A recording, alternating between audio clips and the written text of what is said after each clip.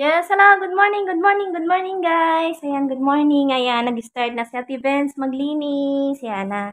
Katapos na tayo maglinis doon sa sala. Ayan, natapos ko nang linisan yung sala. Ayan, nakapaglinis na ako sa sala. Tapos nandito na ako sa hallway. Ayan, dito na ako sa hallway. Tapos susunod natin, ito naman sa kwarto namin ni Lolay. Mamaya si Lolay papaliguan ko pagkatapos ko maglinis. Tapos dito naman ako sa may kusina. So, tara guys, maglinis muna si Ate Benz. Thank you for watching. Enjoy for watching. Thank you always, guys.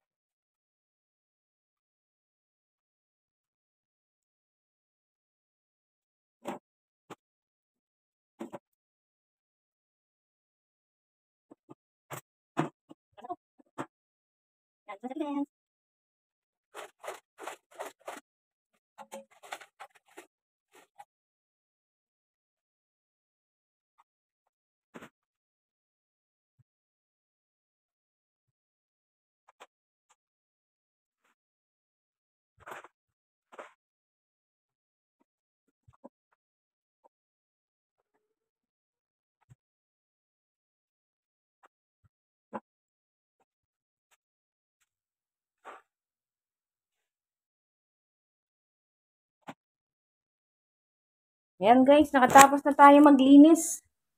Ayan, linis ko na yung ating kusina. Nalinis na rin natin dito. Ayan, parang makalat lang kasi ganyan talaga. Maraming sampay-sampay. Ayan, tapos linis tayo konti sa CR kasi nalinis ko naman na siya kahapon. Bye muna guys, mamaya naman ulit. Yan, tapos na ako maglinis guys. Ayan, paliliguan ko naman si Lola. Ayan, prepare ko na yung kanyang susuotin. Ayan, doon lang nakasampay yung kanyang mga damit. Ayan, dyan lang. Tapos, iliguan ko na si Balolay. Ayan, tapos na ako maglinis. Tapos, kung nito kay Lola, mag-prepare naman ako ng maluluto ko. Ayan. Stay tuned lang guys.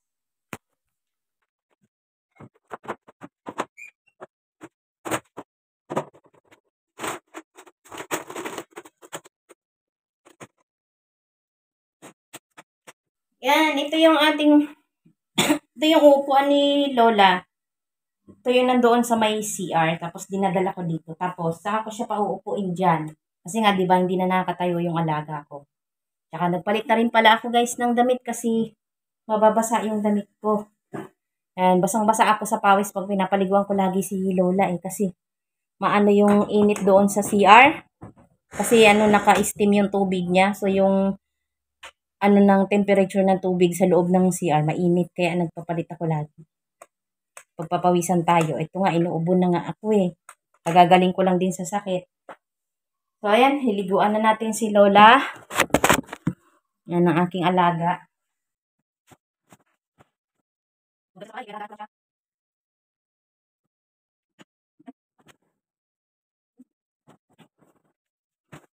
Hiliguan ko muna si Lola, guys. Amaya na po ulit. Ayan, guys, tapos ko na liguan si Lola.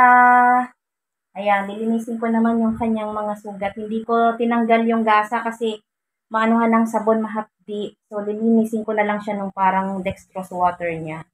Yan ang aking ginagawa pagka nagkasugat. Kahapon lang yan na tawag dito, hindi ko alam kung saan nasudsud kasi yung balat niya talaga maano na, yung madali na siyang magtuklap ba. Yan. Very weak na yung kanyang yung kanyang balat. So, lilinisin ko muna si Lola. Mamaya na guys, hindi ko na ipapakita kasi baka bawal sa Guys, tapos ko na si Lola asikasuhin. Ayan, lagyan ko na siya ng short. Ayos ko na yung kanyang diaper. Tapos ayos ko na rin yung mga sugat niya. Ayan.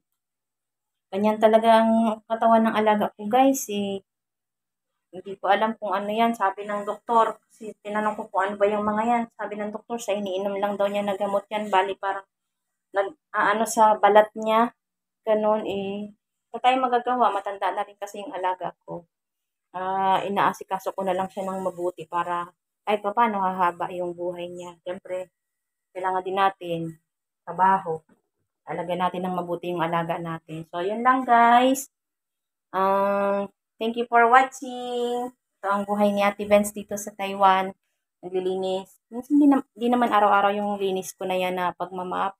Walis-walis lang ako. Tapos pag biyernes kasi, kailangan ko talaga maglinis. Kasi Sabado, Linggo, nandito yung mga bata. Tatambay. Yeah, so hindi ako makalinis ng maayos dun sa sala. Kaya, yun, pag biyernes, nag-aasikaso talaga ako. So, alas 11 na, maya-maya magluluto ako. Darating yung dalawang bata at saka yung amo ko lalaki.